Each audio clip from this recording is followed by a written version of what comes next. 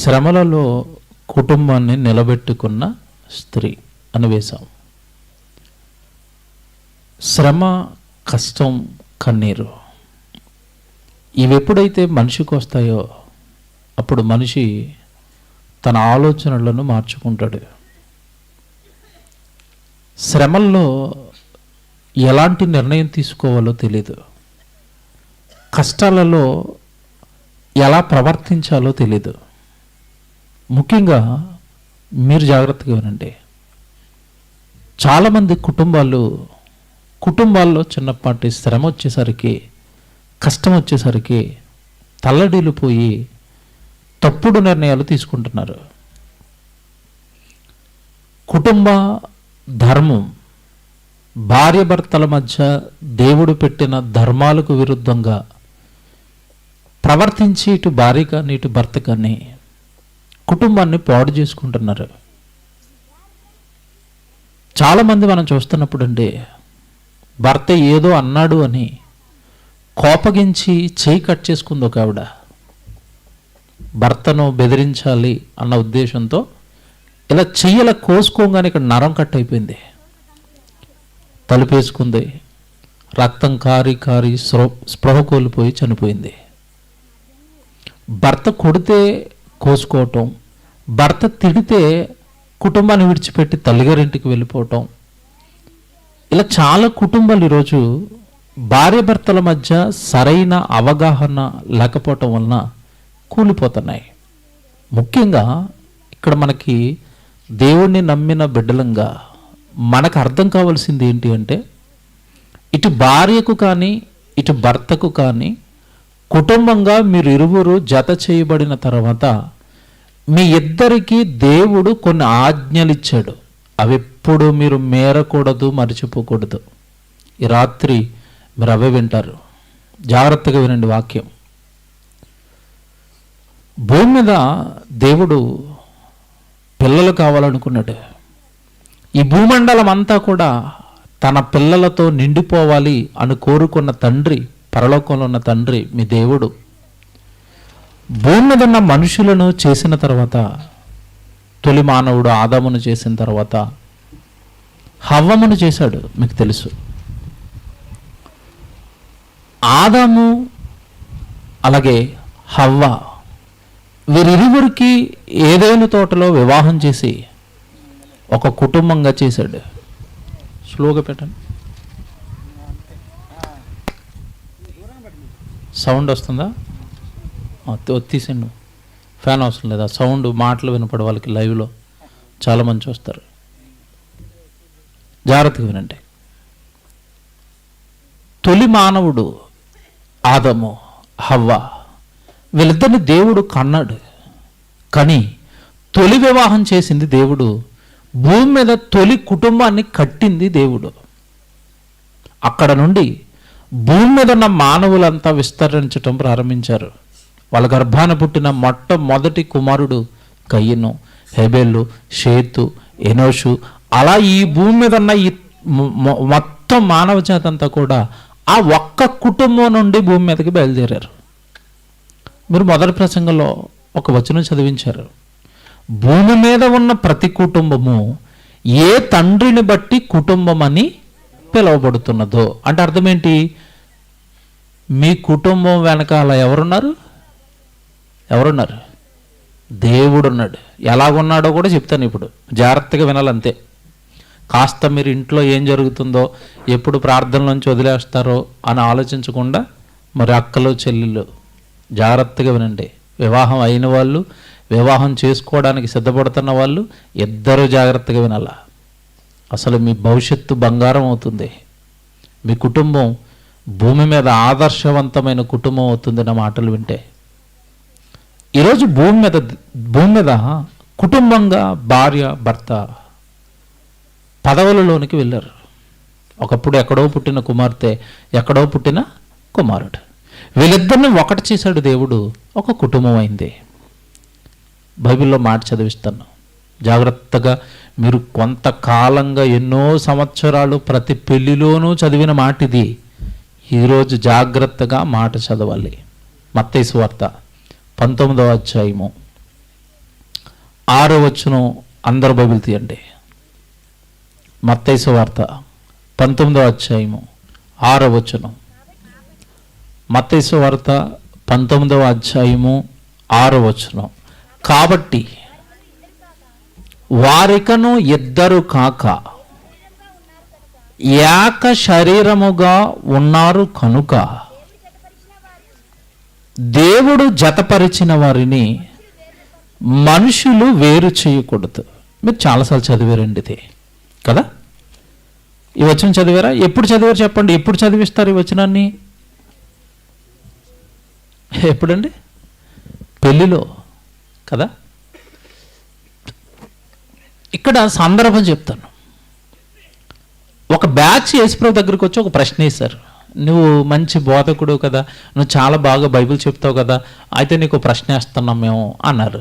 ఏంటయ్యా ప్రశ్న అంటే, మోషే పరిత్యాగ పత్రిక ఇచ్చి స్త్రీని విడిచిపెట్టేమన్నాడు కదా, విడాకులు ఇచ్చేయమన్నాడు కదా, భార్య భర్తలు విడిపోవచ్చా అని ప్రశ్న అడిగారు. దానికి యేసుప్రభు చెబుతున్న సమాధానం ఇది. ఏమని చెప్తున్నాడు యేసుప్రభు? ఇప్పుడు చదువుదాం 6వ వచనం. కాబట్టి వారికను ఇద్దరు కాక ఏక శరీరముగా ఉన్నారు. వాళ్ళిద్దరు జాగ్రత్తగా వినాలి. ఇద్దరు కాక ఏక శరీరము అంటే ఇప్పుడు వాళ్ళిద్దరా ఒకటా? నా వైపు చూడాలి. ఇద్దరా ఒకటా? ఒకటి. బాగా వినండి. ఒకటైనప్పుడు ఒకరి గురించి మరొకరు విరుద్ధంగా మాట్లాడొచ్చా? మాట్లాడకూడదా? విషయం ఏంటంటే, నీ భర్తని నలుగురిలో నువ్వు తగ్గించటం, నిన్ను నువ్వు తగ్గించుకోవటం. ఎందుకంటే మీరిద్దరు కాదు, ఎవరు? ఒకరు. నీ భార్య గురించి చెడుగా నలుగురు మధ్యలో నువ్వు చెప్పటం, ఆవిడ్ని చెడు చేస్తాననుకుంటున్నావు కాదు, నిన్ను నువ్వే చెడు చేసుకుంటున్నావు. ఏమండి, వినేవాళ్ళు చాలా బాగా వింటారు మనం చెప్పేవాడిని. నువ్వు చెప్పి వెళ్ళిపోయిన తర్వాత వాళ్ళ కుటుంబం ఏమి బొత్తుగా బాగోదండి, ఒకరినొకరు తిట్టుకుంటారు. చూసారా? ఇప్పుడు నీ భార్య గురించి నువ్వు తప్పుగా చెప్పడం వలన చెడ్డ పేరు ఎవరికి వచ్చింది? నీకే. నీ భర్త గురించి చెడ్డగా మాట్లాడటం వలన ఎవరి కుటుంబం నాశనం అవుతుంది? నీ కుటుంబమే. మీరిక ఇద్దరు కాదు, ఎవరంట? ఒకటి. మీరిద్దరు ఒకటి. మిమ్మల్ని ఇద్దరిని ఒకటి చేసింది ఎవరు? జాగ్రత్తగా వినాలి. ఇక్కడ వాక్యాలు చాలా జాగ్రత్తగా చదవాలి. ఇప్పుడు చదువుతాను మళ్ళా మీరు బైబిల్ చూడండి. మళ్ళా చదువుతున్నాను చూడండి. కాబట్టి వారికను ఇద్దరు కాక ఏక శరీరముగా ఉన్నారు గనుక దేవుడు జతపరిచిన వారిని, వీళ్ళిద్దరిని జతపరిచింది ఎవరు? మా ఆయన్ని నన్ను కలిపింది దేవుడండి. చేయలేపండి. ఓ ప్రశ్న వేస్తాను చేయలేపిన వాళ్ళకి. చేయలేపాలి. ఈ వాక్యాన్ని నమ్మితే వివాహం అయిపోయిన వాళ్ళంతా ఎక్కువగా అక్కలు చెల్లెళ్ళే ఉన్నారు కనుక మిమ్మల్ని అడుగుతున్నాను. మిమ్మల్ని కలిపింది దేవుడు అన్న వాళ్ళు చేయలేపండి. మేము నమ్ముతాం అన్నయ్య ఈ వాక్యాన్ని, మా ఇద్దరిని కలిపింది దేవుడే. చేయలేపండి. లేపారు కదా. కొంతమంది సిగ్గుపడుతున్నారు. ఓ ప్రశ్న అడుగుతున్నాను. ఇద్దరిని జతపరిచింది దేవుడని నువ్వు నమ్మితే, ఇద్దరి మధ్యలో ఏదైనా చిన్న వివాదం వస్తే మీరిద్దరు ఎవరి దగ్గరికి వెళ్ళాలి? అర్థమైందా? మళ్ళీ అడగనా? అర్థం అవ్వలేదా? నవ్వారంటే అర్థమైంది, కానీ ఏదో ప్రాబ్లంగా ఉంది మీకు. ఎందుకంటే ఇద్దరి మధ్యలో ఏదైనా వస్తే చీరలు సర్దుకొని అమ్మగారింటికి వెళ్ళిపోవడం అలవాటు మనకి కదా. చిన్న చిన్న గొడవలకి, చిన్న చిన్న విభేదాలకి ఆవిడ్ని కొట్టడం, భర్తలు చేసే తప్పుడు పనులు ఇవి. ఆవిడ్ని కొట్టడం, ఆవిడ్ని హింసించటం, ఈయన ఇంట్లోంచి బయటికి వెళ్ళిపోవటం, ఆయన ఇంట్లోంచి బయటికి వెళ్ళిన తర్వాత ఈవిడ బట్టలు సర్దుకుని వాళ్ళ అమ్మగారింటికి వెళ్ళిపోవటం. ఏమీ అర్థం అవ్వలేదు మీకేమీ అర్థం అవ్వలేదు. దేవుడు జతపరిచాడు స్త్రీని, పురుషుణ్ణి ఈ భూమి మీద చేసింది ఎవరు? దేవుడు. వీళ్ళిద్దరికీ వివాహం అన్న కార్యక్రమాన్ని ఏదైనా తోటలో ప్రవేశపెట్టింది ఎవరు? దేవుడు. ఆ రోజు ఆదాము అవ్వలకి చేసిన వివాహ వ్యవస్థలోనికి ఈరోజు మీరిద్దరు వచ్చారు. అంటే మీ ఇద్దరికి వివాహం చేసింది ఎవరిప్పుడు? దేవుడు. కొంతమంది నా వైపు చూడండి, కొంతమంది పెళ్ళైన తర్వాత ఏదైనా గొడవ వస్తే ఎవడరా ఈ సంబంధం చూశాడు మా ఇద్దరికి, ఊరు పెద్దో పెళ్ళిళ్ళు పేరయ్యో ఉంటాడు, ఆడి పిల్ల కట్టుకుంటారు వెళ్ళి, నువ్వే తెచ్చావు ఈ సంబంధం, ఇదిగో మా మధ్యలో గొడవ వచ్చింది నువ్వురా. అతనికి ఏం సంబంధం అండి? అమాయకుడు అండి. మిమ్మల్ని జతపరిచింది మీ ఊరు పెద్దలు కాదు. అప్పుడప్పుడు పాస్టర్ గారు సేవకులు సంబంధాలు చూస్తారు పాపం. బిడ్డ చర్చిలో ఉంటుంది, వివాహం అవ్వలేదని ఏదో మంచి ఆయన చూస్తే వీళ్ళిద్దరి మధ్య గొడవలు వస్తే ఈయన దగ్గరికి వస్తారు. వాళ్ళని అడగని చెప్తారు, పర్సనల్ ఎక్స్పీరియన్స్లు బోల్డ్ ఉంటాయి. అనవసరంగా చేశాను తమ్ముడు, వాళ్ళకి గోళ నా మెడకు చుట్టుకుంది అంటాడు ఈయన. మీకు సూపర్ సీక్రెట్ చెప్తున్నాను, బైబిల్ని బట్టి వాక్యాన్ని నమ్మండి, లేదా మీ జీవితాలు సర్వనాశనం అవుతాయి. మిమ్మల్ని కలిపింది ఈయన కాదు, మిమ్మల్ని కలిపింది ఊరు పెద్దలు కాదు, మిమ్మల్ని కలిపింది ఎవరు? దేవుడు. ఇప్పుడు మాట్లాడుతున్నాను, నా వైపు చూడండి. మీ ఇద్దరిని కలిపింది దేవుడని మీరు నమ్మితే, మీ ఇద్దరి మధ్యలో ఏదైనా సమస్య వస్తే ఆ సమస్యను దేవుడు తీర్చడానికి శక్తిమంతుడా కాదా మీరు చెప్పండి. అర్థమైందా? అర్థమవుతుంది మీకు. ఇప్పుడు ఈయన దగ్గరకు వచ్చారు సమస్య పట్టుకొని, ఈయన ఏం చేస్తాడు చెప్పండి? మీ ఇద్దరు కొట్టుకుంటుంటే ఏం చేస్తాడు? మంచి మాటలు చెప్తాడు. అమ్మ తగదమ్మా, కుటుంబాన్ని అలాగ అలర్ చేసుకోకుండా చక్కగా ఉండండి అమ్మా, ఆ కుటుంబాన్ని చూడండమ్మా, ఈ కుటుంబాన్ని చూడండి, మంచి మాటలు చెప్పి పంపిస్తాడు ఈయన. దేవుడి దగ్గరికి వస్తే మీరు చేస్తున్న తప్పేంటో ఇద్దరికి వాక్యంతో చెబుతాడు, ఇద్దరిని సెట్ చేస్తాడు, ఇంటికి పంపిస్తాడు. కానీ మనం చేసే తప్పు ఏంటంటే మనం ఎవ్వరం కూడా కుటుంబ విషయాలలో దేవుడి దగ్గరికి రాము. వచ్చారా? ఇద్దరిని జతపరిచింది దేవుడు, ఇద్దరి మధ్యలో ఉన్నది దేవుడు. సమస్య వస్తే ఇద్దరు మోకాళ్ళు వేయాల్సింది దేవుడి దగ్గర. ఇద్దరు వేయండి మోకాళ్ళు, అక్కడ పెట్టండి సమస్య. మార్గం చూపించకపోతే మమ్మల్ని అడగండి. దేవుడు పక్షాన నిలబడ్డాం, చెబుతాం. మీకు అర్థం అవ్వకపోతే కుటుంబాలు ఎందుకు కూలిపోతున్నాయి ఈరోజు అంటే, అసలు వస్తున్న చిన్న చిన్న ఒడిదుడుకులను తట్టుకోలేరు. మాటను భార్య ఏదైనా మాట అంటే భర్త ఓర్చుకోడు, భర్త ఏదైనా మాట అంటే భార్య ఓర్చుకోదు, ఓర్చుకునే గుణాలు లేవు. ఇప్పుడు ఎందుకు పెట్టాము ఈ టైటిల్ అంటే, కుటుంబం నిలబడాలి అంటే ఇద్దరు ఎలా ఉండాలో ఒక్క స్త్రీ జీవితాన్ని మేము ముందుకు తెస్తాను. ఆవిడే బైబిల్లో కనబడుతున్న లేయా. లేయా గురించి అప్పుడప్పుడు పెళ్ళిళ్ళోనండి, ఏమండి నిజంగా ఈ పాఠం ఎందుకు రాయవలసి వచ్చింది అంటే, లేయా గురించి అంటే ఎక్కువగా ఏం చెప్పారు అంటే, లేయా జబ్బు కలిగింది. అంతేనా మీరు విన్నది? లేయా జబ్బు కలిగింది. తర్వాత ఆవిడ చెల్లి ఉంటుంది, ఏం పేరు? రాహేలు రూపవతి. కనుక యాకోబు ఆటోమేటిక్గా ఎవరు ప్రేమించాడు? రూపవతి అని రాహేలును ప్రేమించాడు. ఇదిగో మీరు కూడా రూపం ఉంటే మిమ్మల్ని కూడా ప్రేమిస్తాడు. ఇదేనా విన్నారు ఇంతకాలం?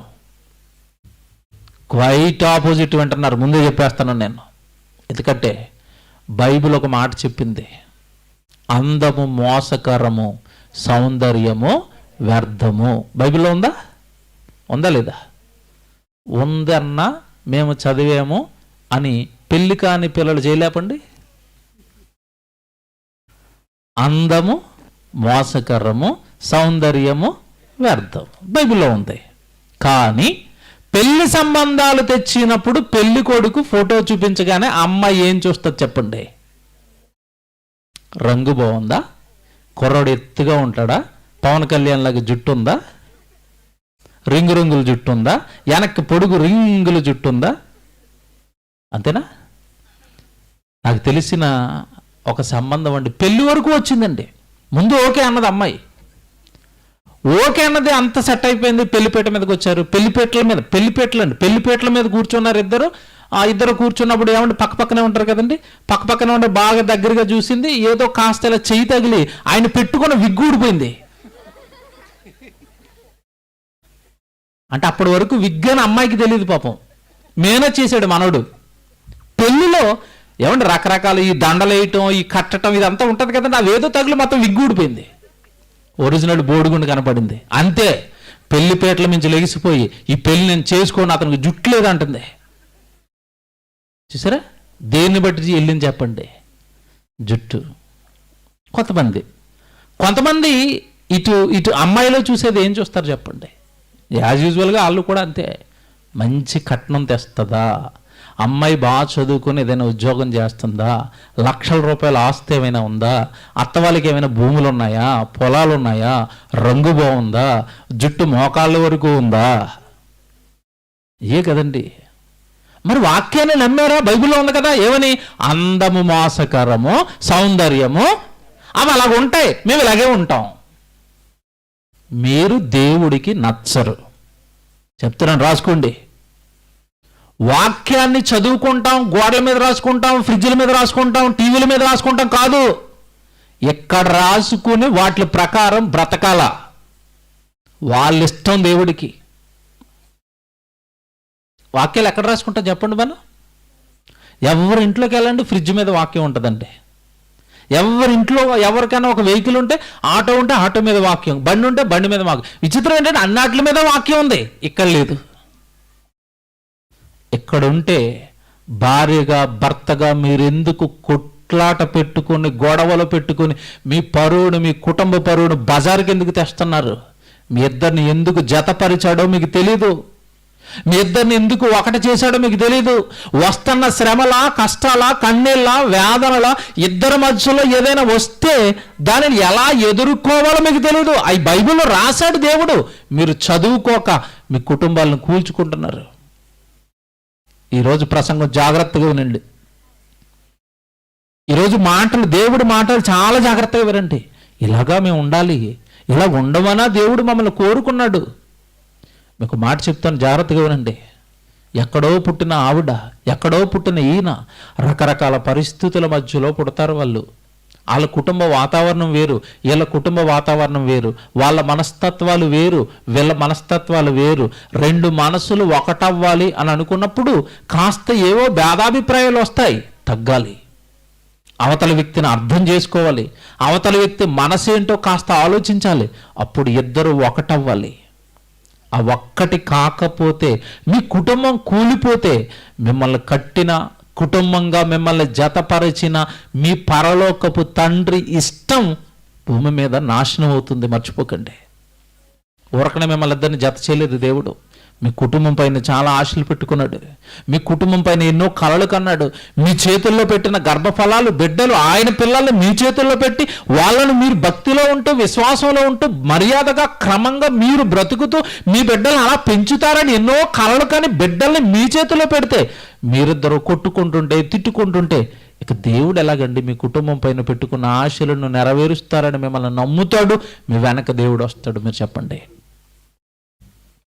ఈరోజు అండి కోర్టులో ఎక్కువగా పెండింగ్లో ఉన్న కేసులు ఏ కేసులో తెలుసండి? ఏ కేసులు అనుకుంటున్నారు? భార్య భర్తల విడాకుల కేసులు. పెళ్ళైన 6 నెలలకే విడాకులు.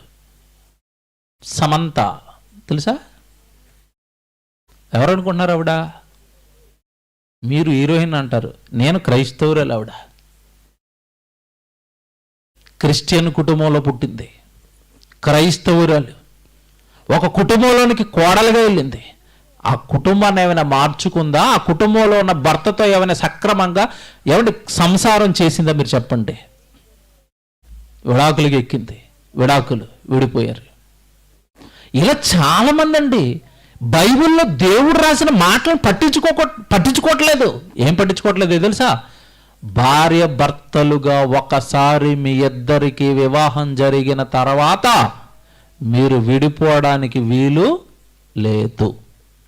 ముందే పెళ్లి కాకముందు చూసుకోండి. వెళ్ళి పెళ్లి కాకముందే నేను కరెక్ట్ అయిన ఈ అబ్బాయి నాకు, కరెక్ట్ అయిన ఈ అమ్మాయి నాకు ముందే చూసుకోండి. ఎందుకంటే బైబిల్లో చెప్పాడు దేవుడు, గుణవతి అయిన భార్య దొరుకుట అరుదు. అంటే అర్థం ఏంటి? అసలు దొరకదనా, ఉంటారనా?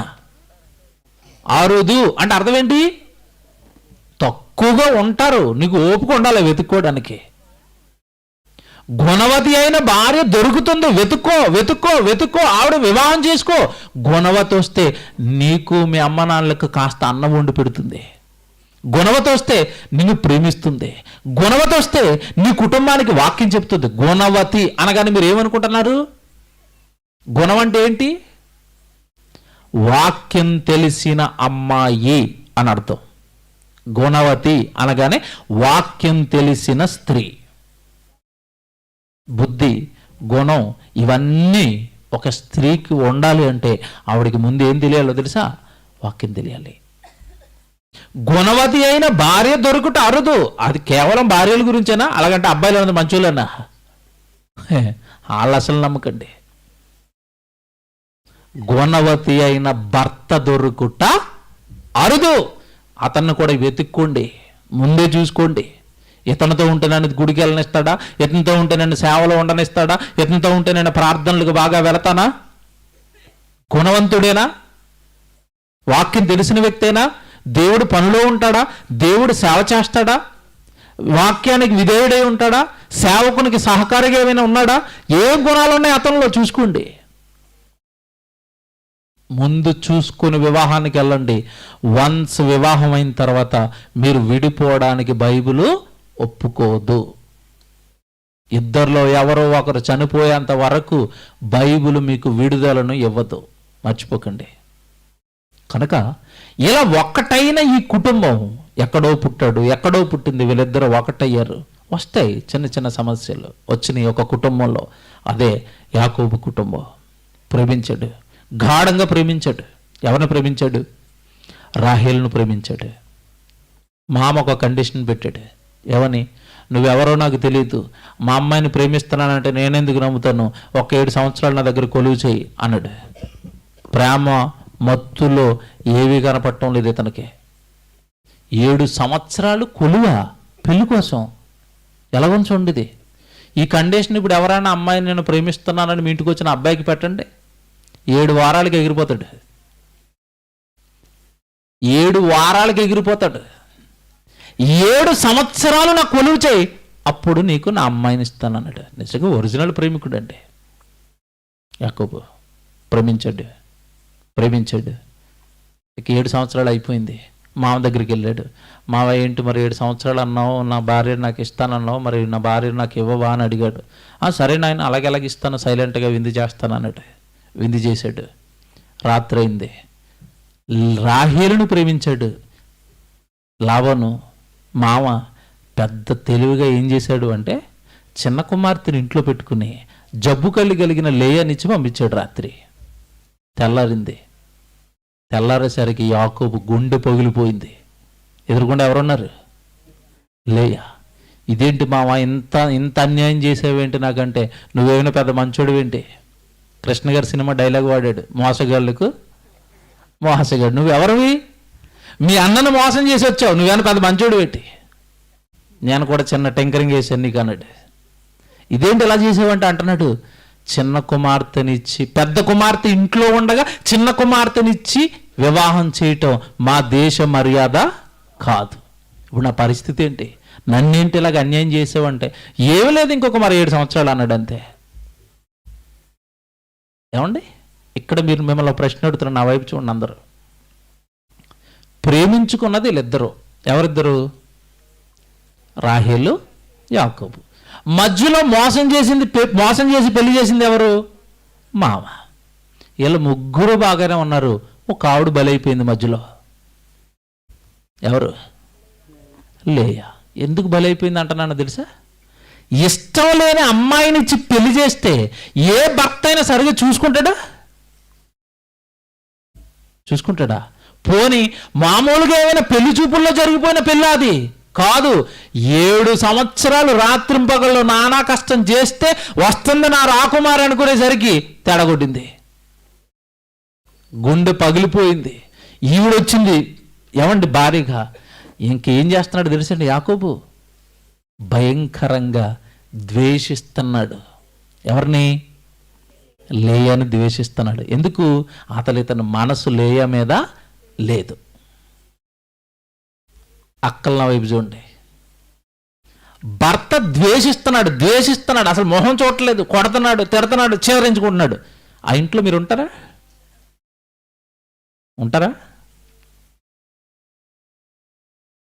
భర్త చిన్న మాట అంటే తట్టుకోరు, భర్త చిన్న దెబ్బేస్తే తట్టుకోరు. మేము ఎందుకు ఉండాలి? మా కులం ఏంటో తెలుసా, మా గోత్రం ఏంటో తెలుసా, మా అన్నదమ్ములు దింపమంటావా, ఏం నాటకాలు ఆడుతున్నావు అంటుందో గావిడ. చూసారండి,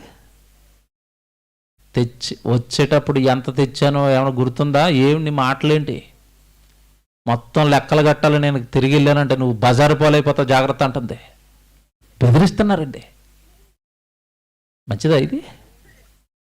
భార్య భర్తల ధర్మం తెలుసా?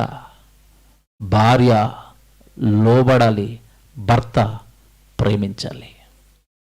లోబడుతున్నారా, తిరగబడుతున్నారా? మ్యాక్సిమం అంటే నేను చూస్తున్న వాళ్ళల్లో 60-70% భార్యలు తిరగబడుతున్నారండి, తప్పు చేస్తున్నారు. శిక్షకు అర్హులవుతారు మీరు.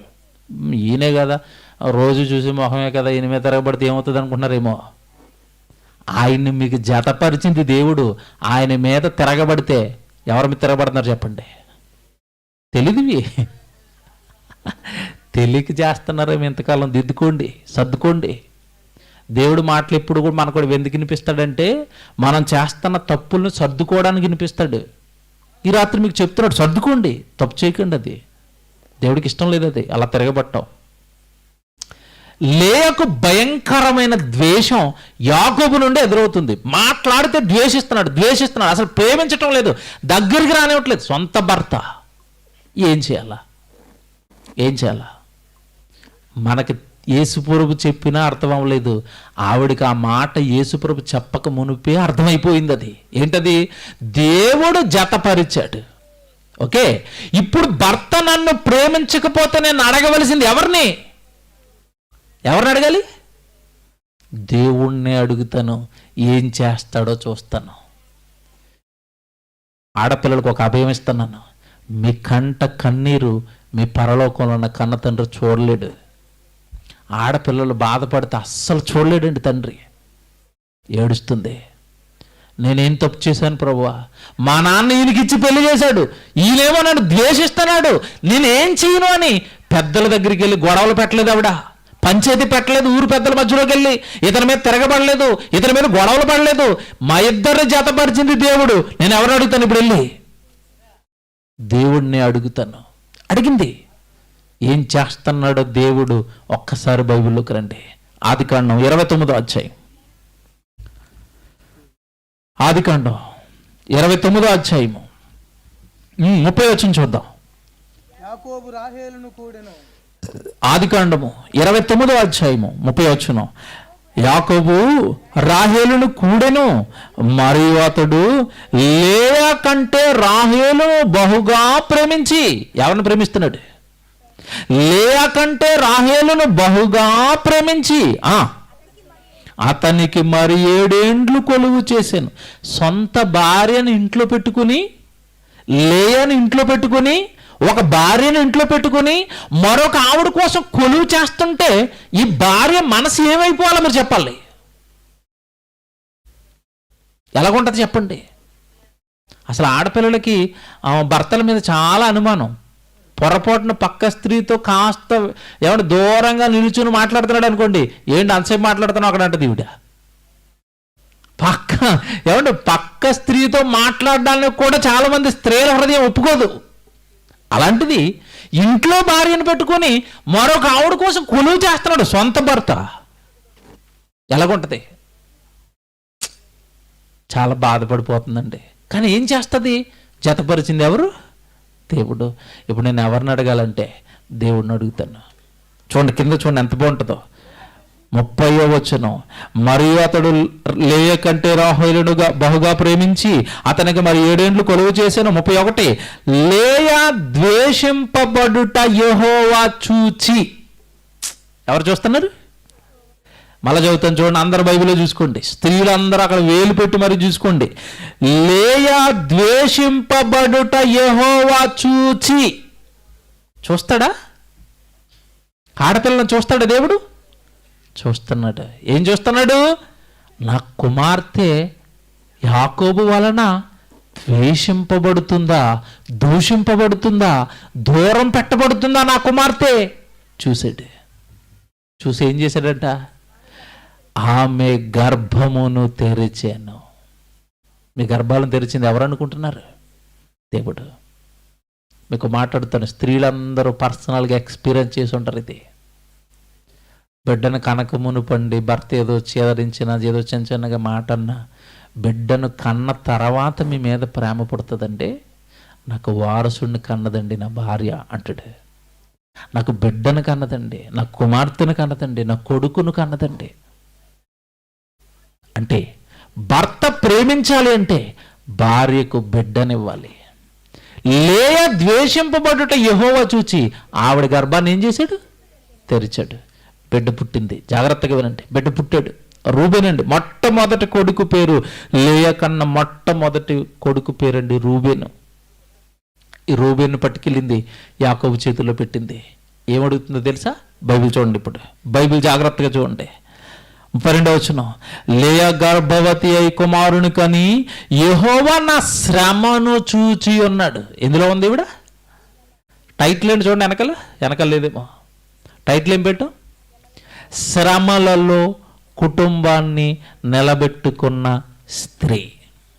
ఇప్పుడు ఎందులో ఉంది ఈవిడ? శ్రమలలో ఉంది. యెహోవా నా శ్రమను చూచి ఉన్నాడు. ఎంత బాగా చెప్తుంది చూడండి ఆవిడ. ఈ లేయా గర్భవతి కుమారుడు కని యెహోవా నా శ్రమను చూచి ఉన్నాడు కనుక నా పెనిమిటి నన్ను ప్రేమించును గదా అనుకొని అతనికి రూబేను అని పేరు పెట్టెను. ఏం కోరుకుంటుంది చెప్పండి? బిడ్డను కన్న తర్వాత ఏం కోరుకుంటుంది అనంది అక్కడ? భర్త ప్రేమను కోరుకుంది. భర్త ప్రేమను కోరుకుంది. భార్యలు దేని కోరుకోవాలి? భర్త ప్రేమను కోరుకోవాలి. కానీ చాలామంది అండి తప్పు చేస్తున్నారు. భర్త పతనాన్ని కోరుకుంటున్నారు. మీ కుటుంబాన్ని మీ చేజేతులారా మీరు కూల్చుకుంటున్నారు. మీ భర్త కీడును కోరుకుంటున్నారా? మీ భర్త పతనాన్ని కోరుకుంటున్నారా? మీ భర్త అన్యాయం అయిపోవాలని కోరుకుంటున్నారా? కాదండి. ద్వేషిస్తున్నాడు యాకోబు, కానీ ఈవిడ ద్వేషించకుండా ఆయన నుంచి ఏం కోరుకుంటుంది చెప్పండి? లవ్, ప్రేమ. ఇక్కడ చెప్తాను, జాగ్రత్తగా వినండి. చాలా మందికి తెలియదు చెప్తున్నాను. ఒక స్త్రీ ఒక పురుషుడు ఇప్పుడు ప్రేమించుకోవాలో తెలుసా? ఎప్పుడు ప్రేమించుకోవాలి? పెళ్ళైన తర్వాత. ఇది బైబిల్ చెప్పింది. సినిమాలేమో పెళ్లికి ముందని నాటకాలు చెప్పాయి. భార్యలారా మీ భర్తకు లోబడండి, భర్తలారా మీ భార్యలను ప్రేమించండి. లవ్ ఎప్పుడు స్టార్ట్ అవ్వాలి? పురుషుల్లో. ఎప్పుడు? పెళ్ళైన తర్వాత మీ ఆవిడను ప్రేమించు. ఇది బైబిల్. అటు ఇటు చూపులు చూడక పెళ్లి కాక మునుపు పోతావు. జారత్వం అంటాడు దాన్ని దేవుడు. జారత్వం వేరు, వ్యభిచారం వేరు. తెలుసా? పెద్ద లోతులివి. పోతారు. యవనస్తులు జాగ్రత్తగా ఉండండి. రాబోయే భార్య కోసం దేవుడు ఎవరిని జతపరుస్తాడని కలలు కనండి. రాబోయే భర్త కోసం కలలు కనండి. దేవుడు నాకు ఎవరిని జతపరుస్తాడని. ఆయన్ను ప్రేమించండి, ఆవిడను ప్రేమించండి. పెళ్లికి ముందు ప్రేమలు ప్రేమించారా? యాకోబు పడ్డ నానా కష్టాలు మీరు పడతారు. తెలుసా? యాకోబు గారి తండ్రి పేరేంటి చెప్పండి? టక్కమని చెప్పాలా? యాకోబు గారు తండ్రి పేరేంటి? ఎంతమంది భార్యలను పెళ్లి చేసుకున్నాడు? ఇస్సాకు గారికి భార్యలు ఎంతమంది? ఏకపత్ని పురుషుడు. చూడండి, ఇస్సాకు జీవితంలో ఏమైనా శ్రమలు, కష్టాలు, కన్నీళ్ళు ఉన్నాయా? లేవు. యాకోబుకి ఎందుకు వచ్చాయి? ప్రేమలు అని నాటకాలు ఆడాడు పెళ్లికి ముందు. జీవితం సర్వనాశనం అయిపోయింది. చూసారా? ఇస్సాకు మాత్రం నాన్న తెచ్చాడు సంబంధాన్ని. అంతేనా? ఇస్సాకు పెళ్లి చేసింది ఎవరు? అబ్రహాం గారు నా కొడుక్కి సంబంధం తెండి అని అమ్మాయిని తెప్పించి నాన్న వివాహం చేస్తే నాన్న తెచ్చిన అమ్మాయిని వివాహం చేసుకున్నాడు. ఎంత బాగున్నాడండి ఇస్సాకు. ఈయనకేమి? ఈయనకి ఎక్కడ పడిపోయాడంటే రాహేలు రూపవతి. పపలేగుందండి అమ్మాయి. బాగా వినండి, ఇక్కడే ఉంది విషయం అంతా. దేవుడు యాకోబుకు జతపరచాలనుకున్నది ఎవరినో తెలుసా? లేయను. తొందరపడి ఇవి నాకు కావాలని కోరేసుకున్నాడు. ఎవరిని? రాహేల్ను. ఇప్పుడు చెప్తాను, జాగ్రత్తగా వినండి. ఇంతకాలం ఈ సబ్జెక్టు చెప్పలేదు ఎవరు మీకు. రాహేలు రూపవతి. ఏ రూపవతి? శరీర సౌందర్యవతి. కానీ గుణం ఏంటో తెలుసా? నమస్కారం, చెప్తాను ఇప్పుడు. లేయ జబ్బు కళ్ళు కలిగింది. లేయ జబ్బు కళ్ళు, రూపం బాగోలేదు, కానీ గుణం టాప్ అండి, సూపరు. అందుకన్నాడు, అందము మోసకరము, సౌందర్యము వ్యర్థం, గుణవతిని ఎత్తుక్కోండయ్యా అన్నాడు. వీళ్ళిద్దరిలో గుణవతి ఎవరో తెలుసా? రాహేలు లేయాలో గుణవతి ఎవరో తెలుసా? లేయా. చెప్తాను ఆవిడ గుణం ఏంటో. భర్త ద్వేషిస్తుంటే బిడ్డను కానీ భర్త ఒడిలో పెట్టి, ఏమండి కొంచెం నన్ను కూడా ప్రేమించండి. బా, ఎప్పుడైనా ఏమండి ఆడపిల్లలు మీ ఆయన అడిగారు ఇలాగా, నన్ను ప్రేమించండి, నన్ను ఏమో అనొద్దండి అనండి ఒకసారి. కుక్క పిల్లల మీ పాదాల చెంత తిరుగుతాడు, మీరు అనరు, అనండి. చూడండి ఒకసారి, మా ఆవిడ నాకు దేవత అండి అంటాడు. మనం అనంగా? అనరు కదండి. ఆయన 4 అంటే నేను 10 అంటాను. నాకు నోరు తక్కువ, నాకు గొంతు ఇవ్వలేదా దేవుడు? ఎందుకు తిట్టినాక? అనండి ఒకసారి. నన్ను ఏమో అనకండి అనండి. అసలు ఫ్లో చూడండి ఒకసారి, ట్రై చేయండి. బా, భర్తగా నేను పురుషుడిని కాబట్టి చెప్తున్నానండి, ఏవో అనాలనిపించదండి బాబు, పిచ్చెక్కిపోద్ది అలాగంటే. అన్నదవిడ బిడ్డను పట్టుకెళ్ళి అక్కడ పెట్టి, ఎవడు నన్ను కూడా ప్రేమించండి. ఏది మా చెల్లి వెనకాల పడుతున్నారు అంత బాను. సరే, అసలు అప్పటికే మామ చేసిన మోసంతో కోపంతో ఉన్నాడేమో. ఎక్కట్లేదండి వీళ్ళు లవ్వు. ఎవరికి? యాకోబుకి. రూబేన్ని పట్టుకెళ్ళి ప్రేమించు అంటే, నేను ప్రేమించను పో అంటున్నాడు. మళ్ళా దేవుడి దగ్గరికి వచ్చింది. భక్తురాలు ఇక్కడ పట్టుకోవాలి మీరు. భర్త ద్వేషిస్తున్న ప్రతిసారి దేవుడి దగ్గరికి వస్తుంది. ఏమండి మరి ఈసారి కూడా మా ఆయన నన్ను ప్రేమించలేదు. అవునమ్మా, నువ్వు అలాగ ఉండు, నేను ఆ సంగతి తెలుస్తాను కదా, నీకు ఇంకో బిడ్డని ఇస్తాను. అండ్ బిడ్డలు ఎందుకు ఇస్తున్నాడు తెలుసా? ఇక్కడ మీకు ఇప్పుడు బిడ్డలు కామన్ కావచ్చు, జాగ్రత్తగా వినాలి సబ్జెక్టు. మనకి పెళ్లి కాగానే బిడ్డ పుట్టేసాడు కనుక మనకేం అర్థం అవటం లేదు. ఒకప్పుడు బిడ్డ ఆస్తితో సమానం. ఒకప్పుడు యాకోబు గారి కాలానికి ఎంతమంది బిడ్డలుంటే అంత ఆస్తున్నట్టు. కనుక బిడ్డను కన్నది మొదటి బిడ్డ రూబేను, మారలేదంటే. రెండో బిడ్డ షిమ్యోను, ఆ బిడ్డను కన్నది. ఆ బిడ్డను పట్టుకెళ్ళి మరలా పెట్టింది. ఏమండి నన్ను ప్రేమించండి అంటుంది. బా, గుణవత కాదా మీరు చెప్పండి? భర్త కొడుతుంటే, తిడుతుంటే, ద్వేషిస్తుంటే, దూరం పెడుతుంటే, నన్ను ప్రేమించండి, మన కుటుంబాన్ని కట్టుకుందామండి, మన కుటుంబాన్ని అల్లరి చేసుకోవద్దండి. దేవుడు ఎందుకు మన ఇద్దరిని జత చేసాడండి, మన ఇద్దరం ఒకటవుదామండి, దేవుడి కన్నా కళ్ళను పండిందామండి. భక్తిపరురాలు గుణవతి లేయా. ఓ పాస్టర్ గారు ప్రసంగం చేస్తున్నాడండి, చాలా కోపం వచ్చింది నాకు వేదిక మీద. పెళ్లి ప్రసంగం చెప్పడానికి వెళ్ళాను నేను. ముందు ఒక 5 నిమిషాలు మాటలు ఇస్తారు కదా, ఆయన మైక్ ఇచ్చుకుని అంటున్నాడు, 5 నిమిషాల్లో అసలు రాహేల్ని ఆకాశానికి ఎత్తాడండి, జబ్బు కలిగింది, ఎవడన్నా పెళ్లి చేసుకుంటాడేటి అని కూర్చున్నాడు. ఇదేంటిది? ఏం చదువుకున్నాడు ఆయన బైబిల్? ఆ పెళ్లిలోనే లేయని ఆకాశంలో చూపించాను నేను. జబ్బుకల్లా రూపవతి అని ఆవిని చూస్తున్నారు, ఈవిడ గుణవతి అన్నాను అంతే. ఏదండి దేవుడికి కావాలి? ఏది దేవుడికి కావాలి చెప్పండి? ఏది దేవుడికి కావాలి? మనుషులు లక్ష్య పెట్టుతారని యెహోవా లక్ష్య పెట్టడు. మనుషులు పై రూపాన్ని చూస్తారు, నేను దేన్ని చూస్తాను? హృదయం. ఎవరి హృదయం నచ్చింది ఇద్దరిలోనూ అంటే దేవుడికి లేయా హృదయం నచ్చింది, మనకేమో రూపం నచ్చుతుంది. లేయని చూసి పొంగిపోయాడండి దేవుడు, పొంగిపోయాడు.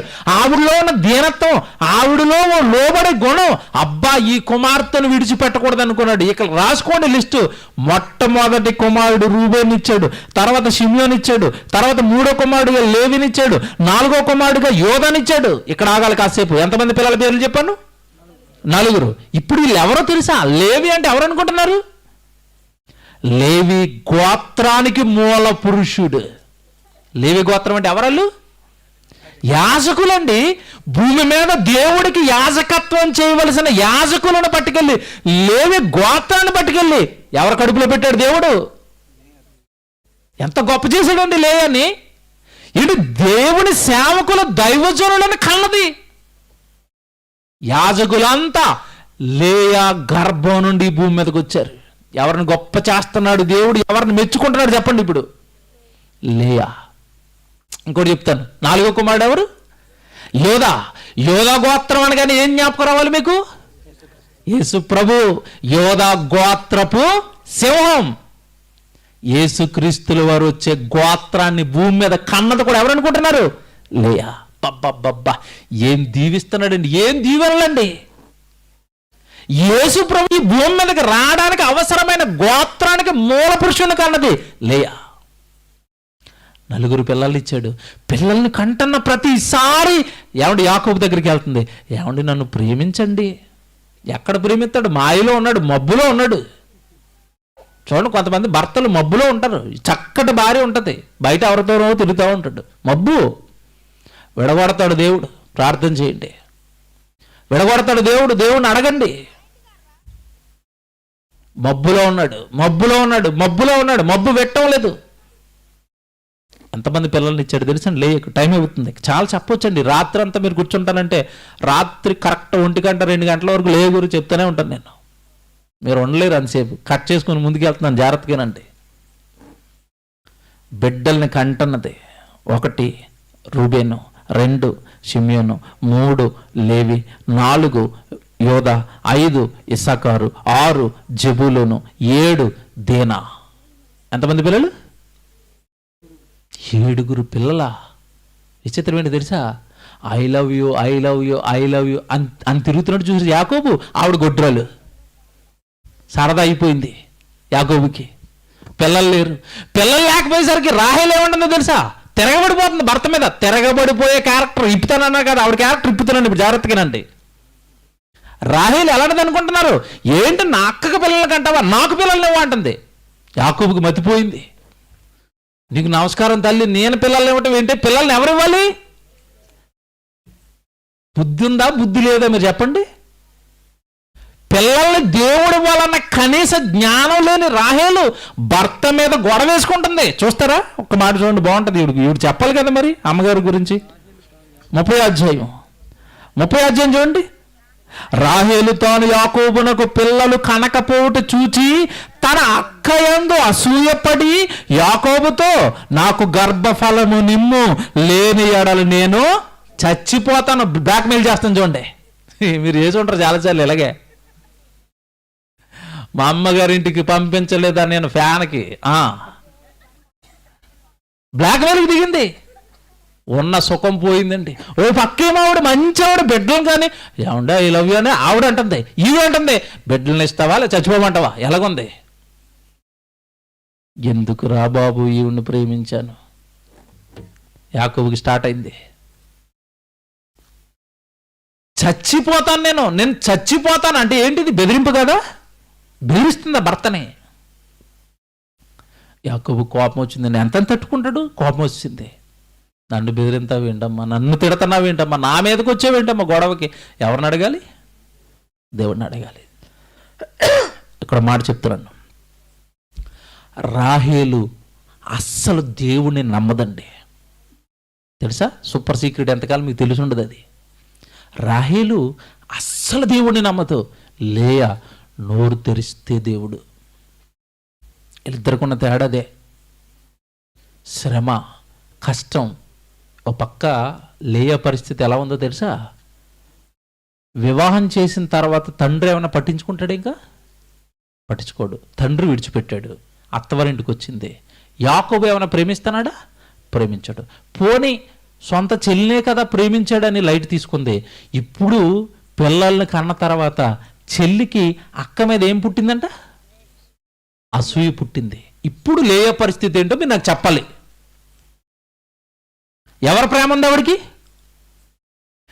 ఇంకోటి చెప్తాను, యాకోబుకి రాహేలంటే బాగా ఇష్టం కనుక ఈ అసూయ పుట్టిన వెంటనే ఈ భర్తను ఆవిడ మీదకి ఏమని ప్రేరేపిస్తుంది రాహేలు? మీరు చెప్పండి. వచ్చింది చూడండి సౌండ్ అక్కడి నుంచి. 4 దెబ్బలు వేసారండి ఆవిడని. అంటే నన్ను విసిపిస్తుంది. మాయలో ఉన్నాడు ఈవిడంటే బోల్డ్ పిచ్చి. దెబ్బలు వేయమనగానే వెళ్ళి ఏం చేస్తాడు? భరిస్తుంది. అక్క శత్రువైంది, చెల్లి శత్రువైంది, భర్త పట్టించుకోడు, నాన్న వివాహం చేశాడు. మీరైతే ఏం చేస్తారు చెప్పండి? కిరోసిన్ క్యానే. ఇక మనమైతే బొత్తిగా భక్తి పోవలేదుగా మనకి. ఏ కష్టం వచ్చినా నా వెనకొన్నది నా పరలోకపు కన్న తండ్రి, నమ్మింది లేయా. నమ్మండి, మీరు నమ్ముకోండి మీ నాన్నని. ఆడపిల్లలుగా మిమ్మల్ని అస్సలు విడిచిపెట్టడం. మీరంటే ఎంత ఇష్టమో తెలుసండి దేవుడికి. మళ్ళీ వస్తాను ఇక్కడికి.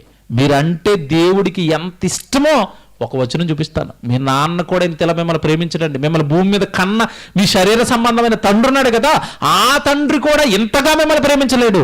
అంతగా ఆడపిల్లలను దేవుడు ప్రేమిస్తాడు. ఒక మాట చూపిస్తాను చూడండి. మలకి గ్రంథం 2వ అధ్యాయానికి రండి.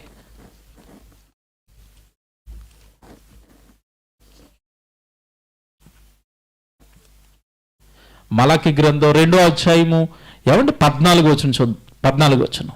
అది ఎందుకని మీరు అడుగగా. మలకి గ్రంథం 2వ అధ్యాయం 14వ వచనం అంటే, అది ఎందుకని మీరు అడుగగా, యవ్వన కాలమందు నీవు పెండ్లి చేసుకుని అన్యాయముగా విసర్జించిన నీ భార్య పక్షమున యెహోవా సాక్షి ఆయను.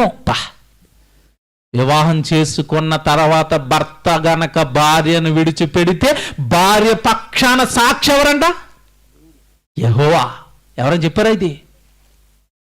ఎందుకు ఈయన సాక్షిగా దిగాడు అంటే, మీ ఇద్దరిని జతపరిచింది ఎవరు? నేను జతపరిస్తే నా కూతుర్ని విడిచిపెట్టేస్తావా?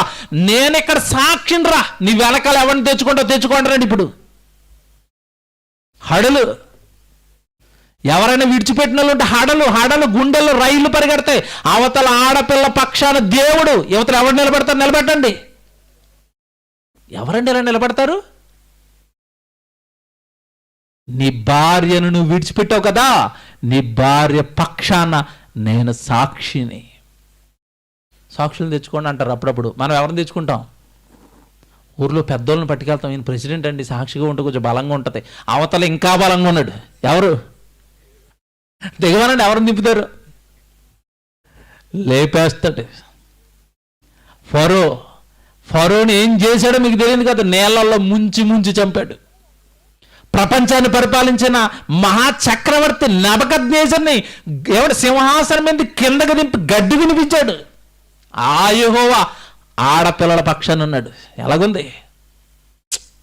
అర్థం అవ్వలేదండి బైబిల్ ఏమి. ఆడపిల్లలకి అసలు దేవుడు అర్థం అవ్వలేదండి. మీకు దేవుడు అర్థమైతే అస్సలు మీరు బ్రతుకుతారండి దేవుడి కోసం. ఈయన ఉంటే చాలండి మాకు. కింద చెప్తాడు చూడండి ఎంత బాగుంటుందో. ఆవిడ పక్షాన యెహోవా సాక్షి ఆయను, అది నీకు తోటిదై నీవు చేసిన నిబంధనకు పాత్రురాలు కదా, నీ పెండ్లి భార్య కదా. కొంచెముగానైనను దైవాత్మ నొందిన వారిలో ఎవరునూ ఎలాగూ చేయలేడు.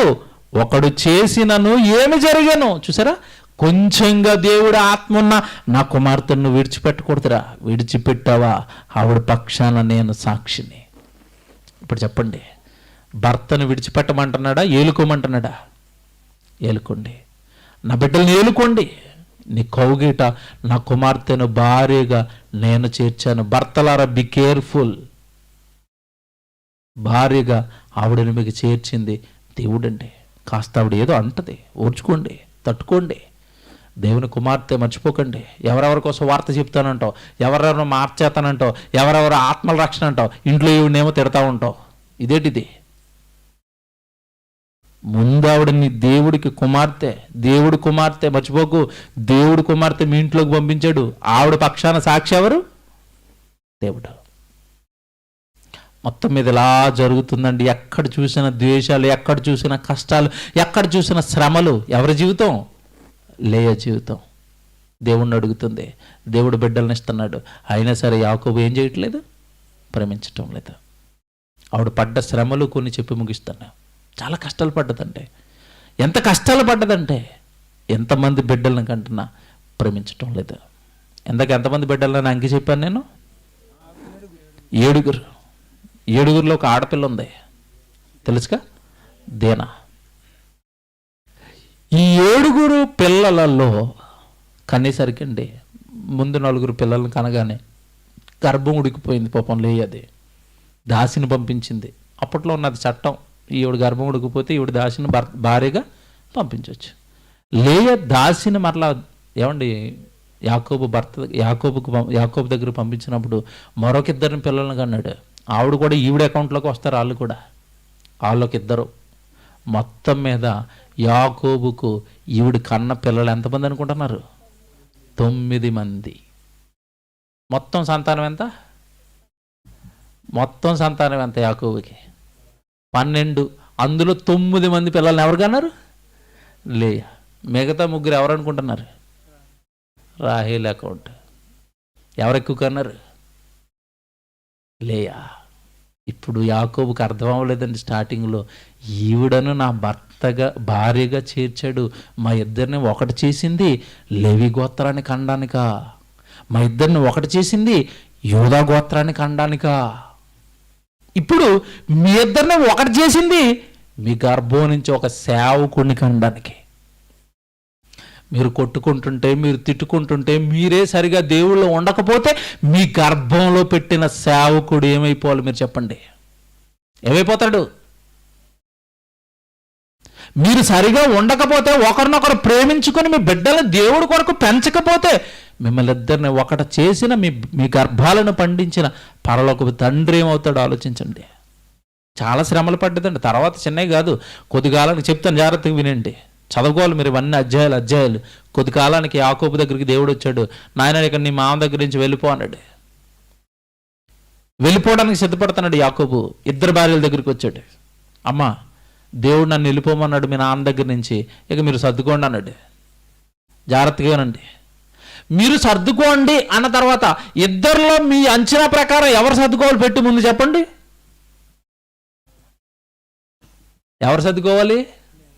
మా ఆయన నన్ను బాగా ప్రేమిస్తాడని ఈవిడ సర్దుకుందంటే పర్వాలేదు. ఎవరు? రాహేలు. నా దేవుడు వెళ్ళిపోమన్నాడు అనగానే రాహేలుతో పాటు బట్టలు సర్దుకొని లేయా భర్త వెంట ప్రయాణానికి సిద్ధమైపోయింది. ప్రేమించని భర్త వెనక, జాగ్రత్తగా వినాలి, ప్రేమించని భర్త వెనక సొంత ఊరిని విడిచిపెట్టి మరొక దేశానికి ఏ భార్య అయినా వెళుతుందా? పక్కూరు కాదని వెళ్తుంటా? వాళ్ళ దేశానికి వెళ్ళిపోతున్నాడు. ఎప్పుడూ ప్రేమించిన భర్త పద అన్నాడు. చదువుకుంటారా? మా అమ్మగారి ఇంటి దగ్గర ఉంటేనే పరిస్థితి ఇలాగుంది, అక్కడికి వెళితే ఏం చేస్తాడో నా భర్త, నేను రాను ఆయన, ఈవిని తీసుకుని పో అన్నదా? ఇక్కడ జాగ్రత్తగా వినండి, నా భర్త వెనక దేవుడు ఉన్నాడు. ఆ దేవుడినే నేను నమ్మాను. ఎప్పటికైనా ఆ దేవుడు మా ఇద్దరిని ఒకటి చేస్తాడు. ఒక మంచి మాట అంటుందండి, ఆ మాట చదవాలి మీరు. 31వ అధ్యాయానికి రండి. 31వ అధ్యాయానికి 31వ అధ్యాయము 13వ వచనానికి రండి, త్వరగా చదవండి. ఆదికాండం 31వ అధ్యాయం 13వ వచనం. నీవెక్కడ స్తంభము మీద నూనె పోసితివో, ఎక్కడ నాకు మొక్కుబడి చేసితివో ఆ బేతేలు దేవుడను నేనే. ఇప్పుడు నీవు లేచి ఈ దేశములో నుండి బయలుదేరి నీవు పుట్టిన దేశమునకు తిరిగి వెళ్ళుమని నాతో చెప్పినను. ఎక్కడి నుంచి అక్కడికి వెళ్ళిపోతున్నారు చెప్పండి? ఊర్లు మారుతున్నారా? దేశం మారుతున్నాడా? ఈ దేశం నుంచి మరో దేశానికి వెళ్ళిపోతున్నాడు. దేశానికి భర్త వెళ్ళిపోతుంటే ద్వేషిస్తున్న భర్త వెనక బట్టలు పెట్టి సర్దుకొని పిల్లల్ని తీసుకుని వెళ్ళిపోతుంది లేయా. ఎవరు ఈవిని పట్టించుకోలేదండి ఎంతకాలం. మహాతల్లి పరదేశంలో ఉంటుంది. ఇప్పుడు ప్రసంగం విని ఈరోజు మిమ్మల్ని చూసి ఆవిడ పులకరిస్తూ ఉంటుంది అక్కడ. అమ్మ, ఇంతకాలానికి నా కష్టాన్ని ఒక ఆయన చెప్తున్నాడు. అవును కదా? మీరు చెప్పండి. ఇంతకాలానికి నేను పడిన శ్రమను ఒక ఆయన బయటికి తీశాడు. వెళ్ళిపోతుందండి. ఇక్కడ చెప్పనా, అమ్మగారు గుణాలు చెప్తారన్నాను కదా ముందులో, ఎవరు? రాహేలు. ఇక్కడ ఈవిడ డైలాగ్ చూడండి, ఆవిడ చేసిన పని చూడండి. ఇప్పుడు ఈ డైలాగ్ ఏడు చెప్తాను, కిందకి చదవండి. ఇది భార్యలు ఇద్దరి దగ్గరికి వచ్చాడండి, దేవుడు వెళ్ళిపోమన్నాడని చెప్పాడండి. ఇప్పుడు ఈవిడ ఏమంటుందో చూడండి 14వ వచనంలో. అందుకు రాహేలును లేయాయును, ఇంకా మా తండ్రి ఇంటకు మాకు పాలు పంపులు ఎక్కడవి? అతడు మమ్మల్ని అన్యులుగా చూచుటలేదా? అతడు మమ్మల్ని అమ్మివేసి మాకు రావలసిన ద్రవ్యమును బొత్తుగా తినివేసెను.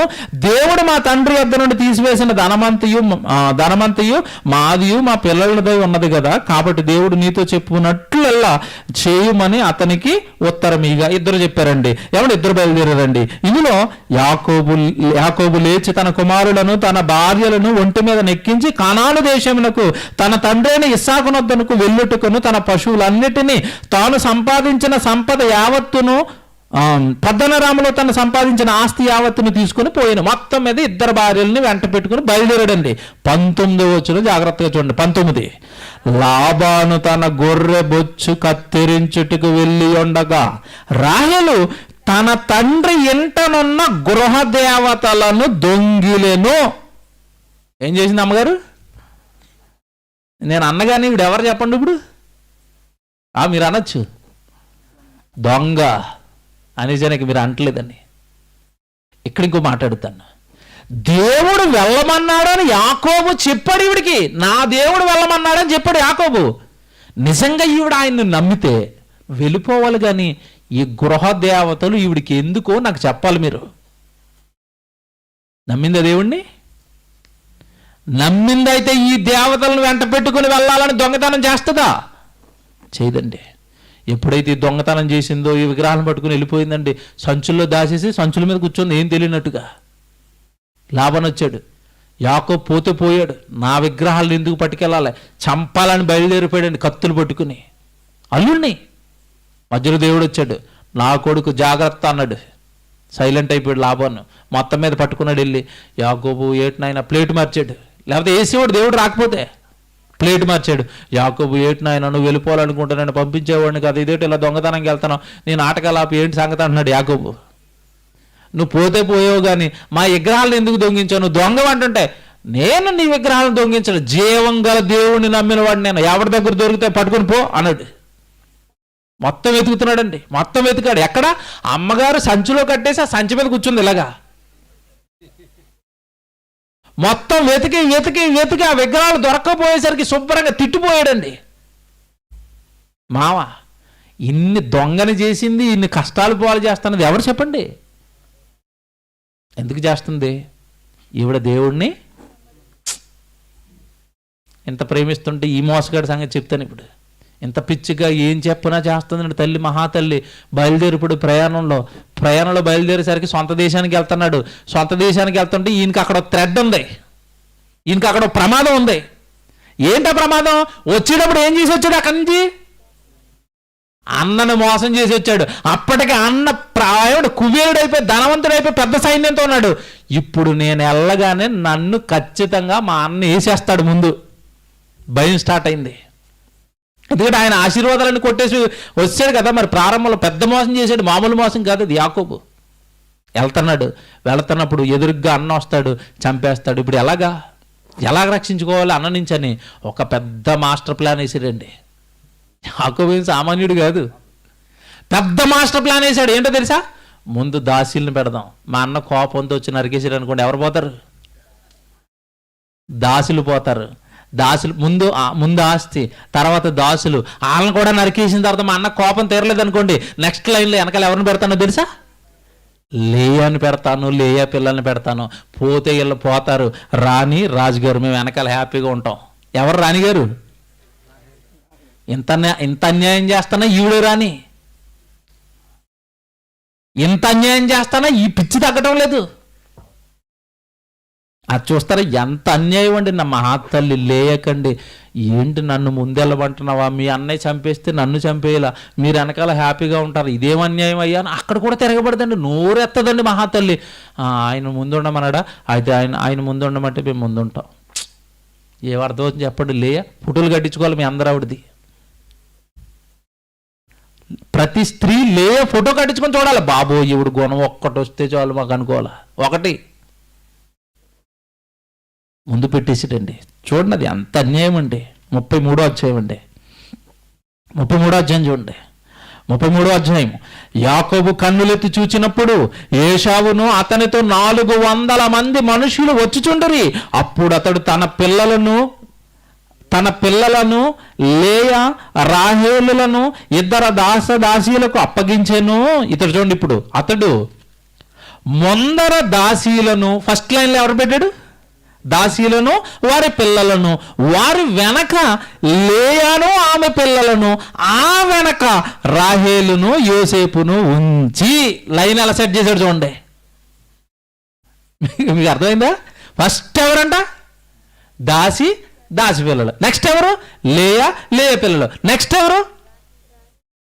అమ్మగారు వెనక ఉండాలి. అందరు పోయినా పర్వాలేదు, అమ్మగారు ఉంటే చాలు. ఎక్కడైనా లేయా ఏంటయ్యా, ఎంత అన్యాయమా, ఇంత పక్షపాతమా నీకు, ఇంత క్రూరంగా నా గురించి ఆలోచిస్తావా అన్నద మహాతల్లి. ఎప్పుడూ అందండి, ఎప్పుడూ అందో. భర్త మాటకు జవదాటలేదండి మహాతల్లి. కుటుంబం చిరస్థాయిలో నిలబడింది. ఈరోజు మనం ఆవిడ గురించి గొప్పగా చెప్పుకుంటున్నామంటే ఆవిడలో ఉన్న గుణమే. చివరి చెప్పనా? ముగిస్తున్నాను.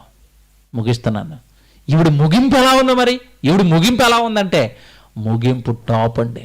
చివరికి భార్యగా ఎవరిని అంగీకరించాడో తెలుసా యాకోబు? టైం అయిపోయింది.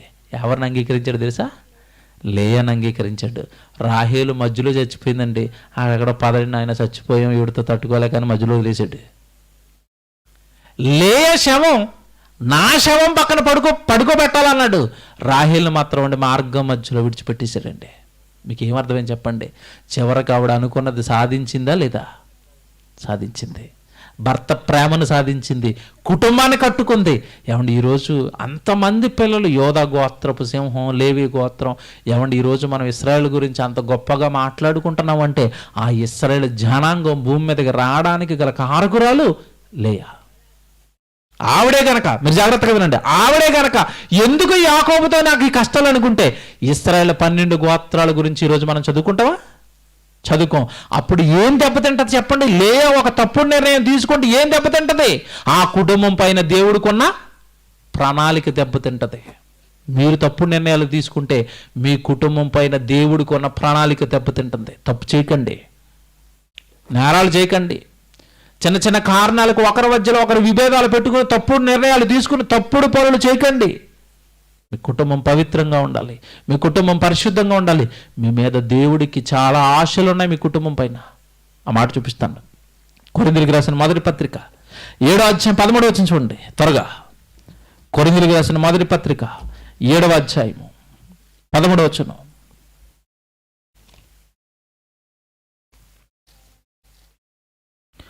కొరింథీయులకు రాసిన మొదటి పత్రిక 7వ అధ్యాయము 13వ వచనం. మరియు ఏ స్త్రీకైనను అవిశ్వాసి అయిన భర్తయుండి ఆమెతో కాపురము చేయ ఇష్టపడని యెడల ఆమె అతన్ని పరిత్యజింపకూడదు. విడిచిపెట్టకండి. అవిశ్వాసి అని చెప్పిన మాట వినటం లేదని, ఏదో చేస్తున్నాడు అని పరిత్యజించకూడదు.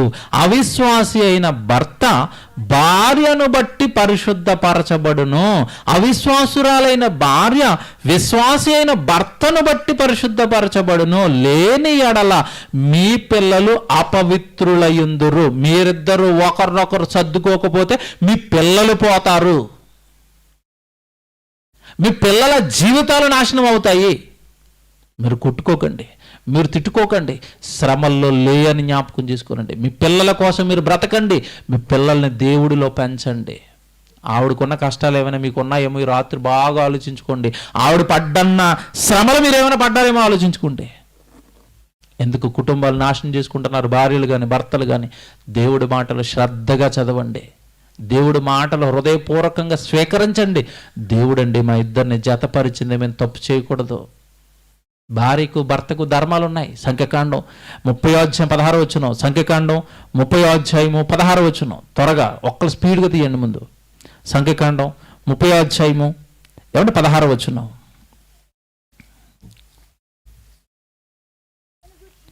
నీ భర్తను గూర్చి భార్యను గూర్చి బాల్యమున తండ్రి ఇంటనున్న కుమార్తెను గూర్చియు యెహోవా మోషేకు ఆజ్ఞాపించిన కట్టడలు, భార్యకు కట్టడలు, భర్తకు కట్టడలు. చూసారు ఎలాగున్నాయో? నీకు ఒక కట్టడ ఉంది భార్యగా, నీకు ఒక కట్టడ ఉంది భర్తగా. ఎందుకు మీరుతున్న వాటిని? మీ కుటుంబం పాడుతుంది. భార్య ఎదిరించకూడదు, భర్త ఆవిడను ఏమన్నా అనగద్రొక్కకూడదు. ప్రేమించాలైనా ఈవిడ లోబడాలి. లేదా ఇద్దరు విధులలో ఎవరు వారి విధులను ఏమన్నా అతిక్రమిస్తే ఆజ్ఞ అతిక్రమం అవుతుంది. ఆజ్ఞ అతిక్రమం పాపం, దేవుడి చేతుల్లో పడతారు. ఈ మాటను స్వతహాగా నెరవేర్చిందండి, భర్తకు లోబడిపోయింది అండి. కనుక కుటుంబాల మీద దేవుడికి ఎన్నో కళలు ఉన్నాయండి. ఆకుల ప్రిస్కిల్ల కుటుంబం చూడండి, బైబిల్లో ఎంత గొప్పగా వాడబడిందండి దేవుడి పనిలో. మన కుటుంబాలు అలా గొప్పగా దేవుడు వాడుకోవాలి అంటే, దేవుడు కలలు కన్న కుటుంబంగా మనం దేవుడి ముందు నిలబడాలి అంటే మనకిచ్చిన ధర్మాలు మనం పాటించాలి. మా ఇద్దరిని జతపరిచింది దేవుడు, మేము విడిపోకూడదు, మేము గొడవ పడకూడదు. ఎవరైనా భర్త పడిపోతే భార్యగా మీరు మంచిగా దేవుడి మాటలు చెప్పండి. భార్య పడిపోయిందా, భర్తగా మీరు 4 మంచి మాటలు చెప్పండి. మన దేవుడు పిల్లలను గుర్తు చేయండి, దేవుడి కొరకు బ్రతకాలని గుర్తు చేయండి. మన పిల్లలు, మన గర్భం నుంచి వచ్చిన పిల్లలు పాడైపోతారండి. మనం ఇలా చేస్తేనని పిల్లల మొహం చూసి వాళ్ళు మార్చండి. కుటుంబంగా మీరు నిలబడండి, దేవుడి కన్న కలలను మీరు నిలబెట్టండి.